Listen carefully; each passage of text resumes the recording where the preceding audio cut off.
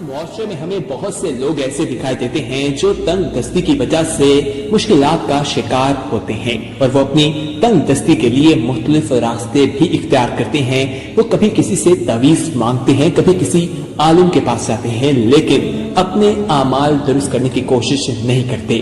ان کی کچھ اپنی ہی غلطیاں، کوتاہیاں ہوتی ہیں جو ان کا رزق کم کرنے کا باعث بن جاتی ہیں اور وہ ان مشکلات کا شکار رہتے ہیں۔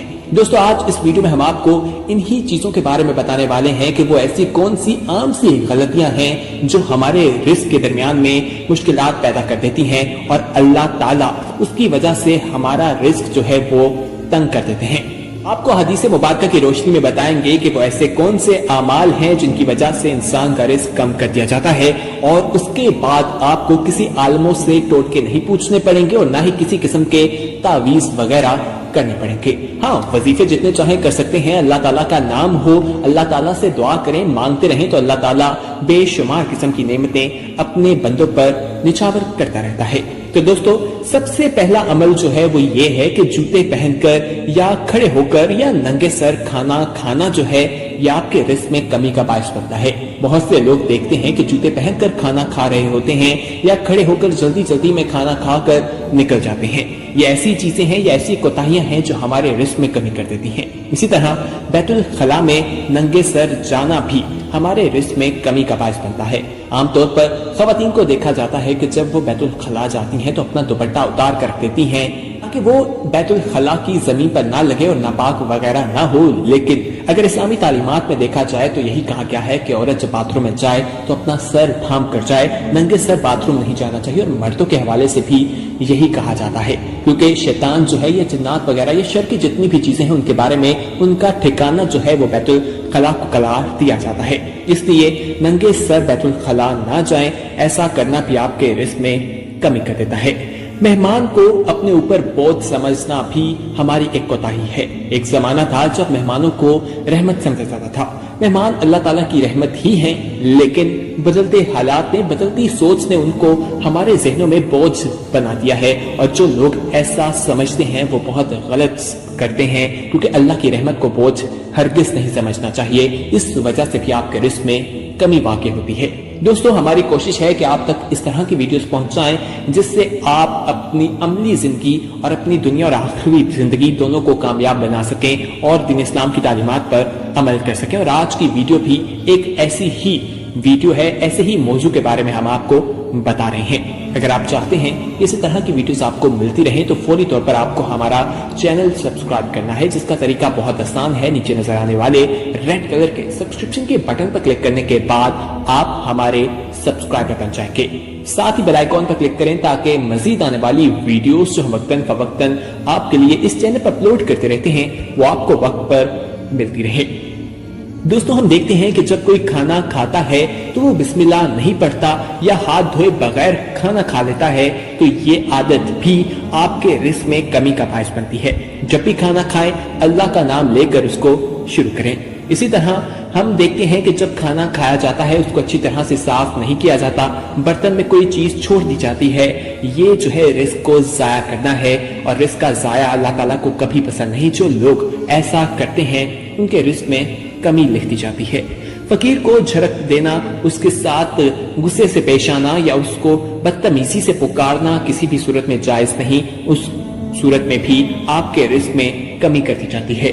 اسی طرح اگر مسجد میں دنیا کی باتیں کی جائیں تو یہ بھی آپ کے رزق میں کمی کا باعث بنتی ہے۔ مغرب کے نماز کے بعد بلا عذر کوئی سو جائے تو یہ بھی صحیح نہیں ہے، اور اپنی نماز کو جان بوجھ کر قضا کر دینا یہ کسی صورت میں جائز نہیں، اور یہ تمام چیزیں ہمارے رزق میں کمی کا باعث بنتی ہیں۔ احادیث مبارکہ میں ان تمام چیزوں کے بارے میں روشنی ڈالی گئی ہے۔ دوستو، اسی طرح ہم آپ کو بتاتے ہیں کہ معاشرے میں دیکھا جائے تو جھوٹ بولنا ایک عام سی بات ہو گئی ہے، اور ہر کوئی جھوٹ بولتا ہوا دکھائی دیتا ہے۔ یہ عمل کثرت سے پھیل گیا ہے اور اس کو کہا جاتا ہے کہ میں نے بہانہ بنا دیا۔ جھوٹ کو ایک دوسرا نام دیا جاتا ہے، لیکن وہ بہانہ آپ کا اصل میں جھوٹ ہی ہوتا ہے۔ آپ اپنے آپ کو دلاسا دینے کے لیے جھوٹ کہہ دیتے ہیں، یہ کسی بھی صورت میں جائز نہیں۔ اپنے آپ کی اصلاح کیجیے۔ یہ تمام چیزیں حدیث مبارکہ کی روشنی میں بتائی گئی ہیں کہ یہ رزق کی تنگ دستی کا باعث بنتی ہے۔ غیبت کرنا بھی بہت بری بات ہے، جیسے آج کل گپ شپ کا نام دے دیا جاتا ہے۔ اس حوالے سے بھی پرہیز کرنے کی जरूरत है। गाने बजाने और उसमें दिल लग जाना, घर में देखें तो टीवी पर गाने लगे हैं, उसके अलावा गाड़ी पर सफर कर रहे हैं तो गाने लगे हैं, ये तमाम चीजें जो हैं ये भी दीन इस्लाम की बताई गई तालीमात की खिलाफ वर्जी हैं। ऐसा करने पर भी रिस्क की तंगदस्ती का आपको सामना करना पड़ सकता है। हम देखते हैं कि बहुत सी माएं, बहुत से वालिदैन ऐसे होते हैं जो अपनी औलाद को बुरा भला कहते रहते हैं। औरतों की आदत होती है कि जब वो गुस्से में आती हैं तो अपनी औलाद को गालियां देना शुरू कर देती हैं। कुछ खवातीन जब ऐसा करती हैं, उनकी इस आदत की वजह से, इस अमल की वजह से उनके ऊपर से रिस्क के जो फरिश्ते हैं वो अपना हाथ उठा लेते हैं और उन्हें मुश्किलात का सामना करना पड़ता है। अपनी औलाद को हमेशा अच्छी तरह से याद करें, उन्हें अच्छे से समझाएं, प्यार और मोहब्बत का मामला रखें, फिर देखें कि अल्लाह ताला किस तरह आप पर अपनी बरकत नाज़िल करता है। कुरान मजीद को बेवजू हाथ ना लगाएं, ऐसा करने की वजह से भी रिस्क में तंगदस्ती होती है। इसके साथ साथ ना महरम को देखना भी सही नहीं है, ये गुनाह आम है और ये रिस्क की तंगदस्ती का एक बहुत बड़ा जरिया बन चुका है। आज हमारे मुआशरे में बहुत से लोग इसका शिकवा करते हुए दिखाई देते हैं और परेशान भी होते हैं, जिसकी वजह से ये तमाम चीजें हैं जो हम खुद सरअंजाम दे रहे होते हैं, उसकी वजूहात हम खुद ही होते हैं। इसी तरह आपको बताते चलें कि जो लोग अहलो अयाल से लड़ते रहते हैं, यानी घर वालों से उनका झगड़ा रहता है, मियाँ बीवी की बनती नहीं है, उनकी छोटी छोटी बातों पर लड़ाई होती है, तो ये चीज जो है ये भी उनके रिस्क की कमी का बायस बन जाती है। ये वो अमल हैं जिनके बारे में हमें आगाह होने की जरूरत है और इनके बारे में आगाही हासिल करके ही हमें मालूम होगा कि ये हमारे रिस्क में कमी का बायस बनते हैं। मजीद तफसीलात में भी जाते हैं, लेकिन उससे पहले हम आपसे ये सवाल पूछना चाहते हैं, क्या आप भी तंगदस्ती की वजह कोई जादू को करार देते हैं, या अपने इन वजूहात पर कभी गौर करके आपने देखा है कि आप किस तरह अल्लाह और उसके रसूल की बताई गई तालीमात की खिलाफ वर्जी कर रहे हैं? जब आप इन पर गौर करेंगे तो खुद ब खुद देखेंगे कि आपके मसाइल हल होना शुरू हो जाएंगे, रिस्क में तंगदस्ती के असबाब जो हैं वो दूर हो जाएंगे। कुदरती और बेहुरमती अमीर गरीब सबके घर में आम है।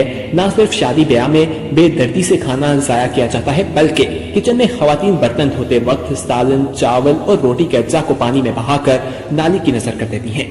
ये हम सबको बखूबी मालूम है कि एक काश हमारी नजर रिस्क की तंगदस्ती पर भी पड़ जाए तो हमारे मसाइल जो हैं वो खुद ब खुद दूर हो जाएंगे।